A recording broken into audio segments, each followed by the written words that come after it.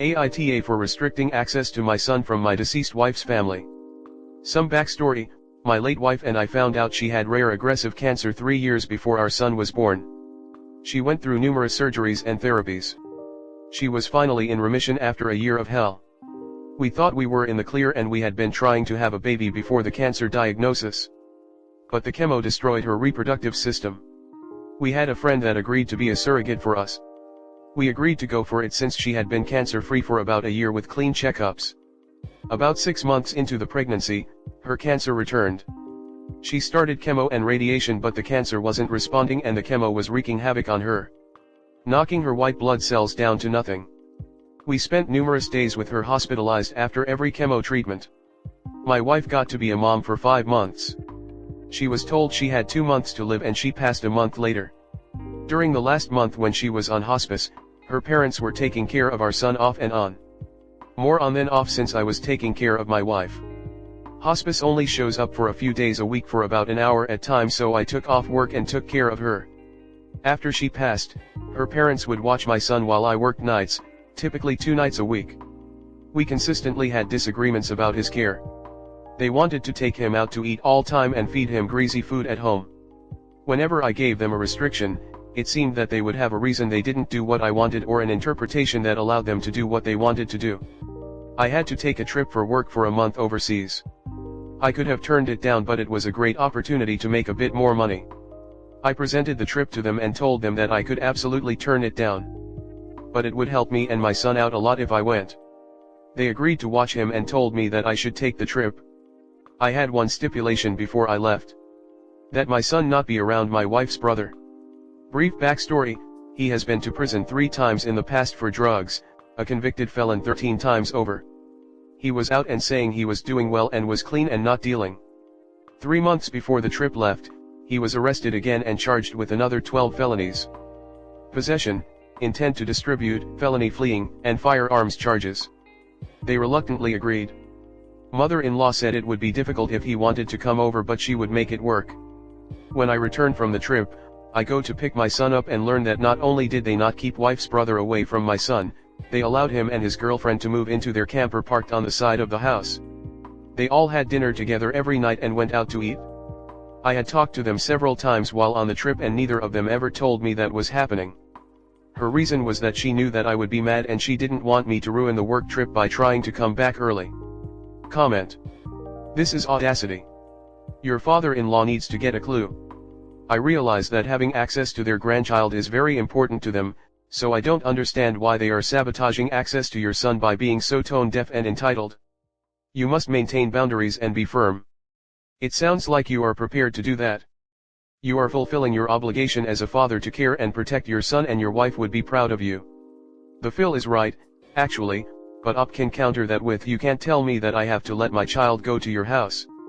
Phil made his choice clear, so now he loses much of his access to the child. This is exactly what you should continue to do. Supervise their contact and don't let them take your son anywhere. They have proven they will not follow your rules for your child. By saying they didn't tell you because you'd come back early, they're admitting they knew you'd be upset, so they purposely lied to you by omission. If they'll lie about that, what else will they lie about? Well, to be fair, your father-in-law is correct, in that you can't tell him who he's allowed to have in his house. What your father-in-law seems to have forgotten: 3 things. 1. Is that you also have the right to decide where your minor child is going to spend time or not spend time, including grandparents' house. 2. That you have every right to decide what people your child is going to spend time with or not spend time with, including his grandparents and felonious uncle. 3. To EFF around is to find out. That's true that you can't tell him what to do. But your Phil is forgetting that actions have consequences. Just like you can't tell him what to do, he can't tell you what to do either. It's a two-way street. So, fine. You can't tell him what to do in his home, then he loses the privilege of seeing your child. He's right, you can't tell him who can and can't be in his house. But you can absolutely make sure your son isn't in his house. NTA, if they won't respect your wishes as a father, you are well within your rights to restrict their access to him as necessary. You aren't letting them take your son places because they've been proven to be untrustworthy. You haven't cut off all contact or anything, you're still letting them see him. Definitely not the Next story 2. AITA for telling my sister her kid is terrible and she needs to start being a good parent. I have a sister. Around 8 years ago my sister got married. She then announced that she was having a baby just about 6 months after her marriage. The first kid she had was a boy. We'll call this kid Cameron. After my sister finished her maternity leave, me and my mom have been watching Cameron. Recently she's been going to a ton of parties. At first, I didn't really mind. I mean, it's hard to have a kid and then try and go back to work as if nothing happened. Now Cameron, who is 8 years old now, has been really getting on my nerves. He's insulted my mom's cooking, refuses to do his homework and talks badly about my sister, which is his mom, since she's rarely around. I remember I had my work open one night, staying up for a late draft because of my English essay. I come back to my room after getting some things from the store. I see my computer's shut off with a sticky note saying I wanted to play Roblox with my friends. I rushed to open my computer and all of my hard work was gone. I'm still in college, I've been studying really hard, but I have to cut up some of my time to watch my sister's kid for her. What's even worse is that her husband is a workaholic and refuses to give up his shifts or breaks to take Cameron even for a second. Now, I have a huge test coming up and none of them want to watch their own child. I still haven't signed into the test center and I only have 2 more days to do so. My sister's been packing for a huge trip to Miami and she insists on leaving Cameron at me and my mom's house. At this point I really wasn't having it. I didn't want to sacrifice my future just for my sister's sake of having fun. I understand that she needs a little break, but I do too, especially when I'm still trying to achieve my goal of getting the job I want with proper education. I went to my sister's house yesterday and I brought her child and dropped him off. She yelled at me immediately saying she was going out and she couldn't take Cameron, so I had to watch him. I turned around and yelled back. I told her that she needs to stop thinking about herself and that she needs to pay more attention to her child. Her kid hardly knows her name. It's ridiculous. She walked over to me and then gives me a little nudge, then starts to beg for me to watch him, saying this is the most important party of her life.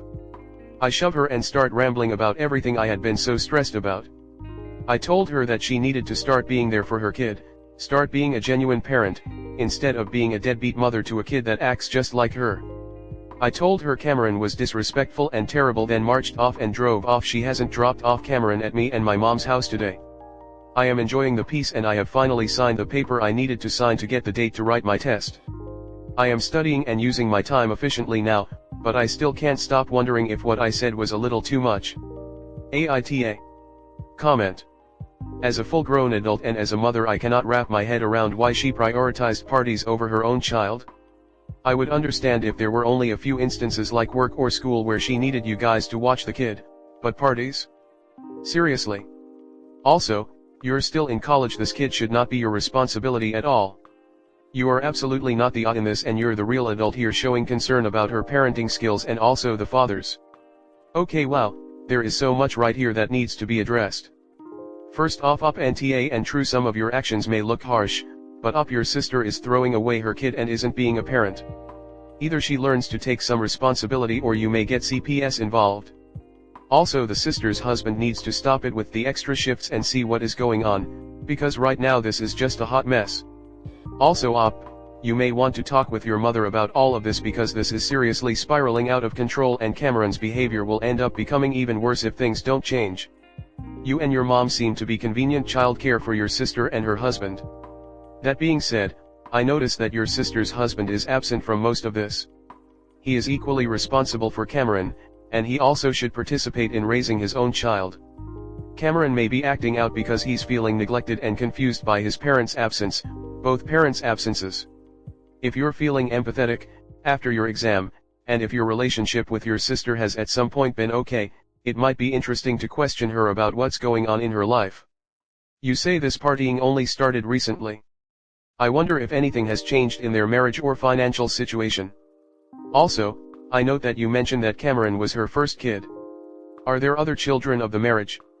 Who is taking care of them? Cameron is your sister's responsibility, not yours. You shouldn't be required to watch him so she can have fun. Maybe every once in a while, but her going out often is not okay. As a mom who enjoys having fun as well, I'd never have the audacity to expect my family to put themselves out to take care of my child. That doesn't really answer as to whether he was likely to be able to hear you or not. But if you're shouting about it outside the house for the whole street to hear, it doesn't really matter what he did or didn't hear at the time, one of the neighbor kids will no doubt catch him up on what he missed. So whilst both his parents are neglectful assholes here, I'm judging it Esh for that. The most important party of her life.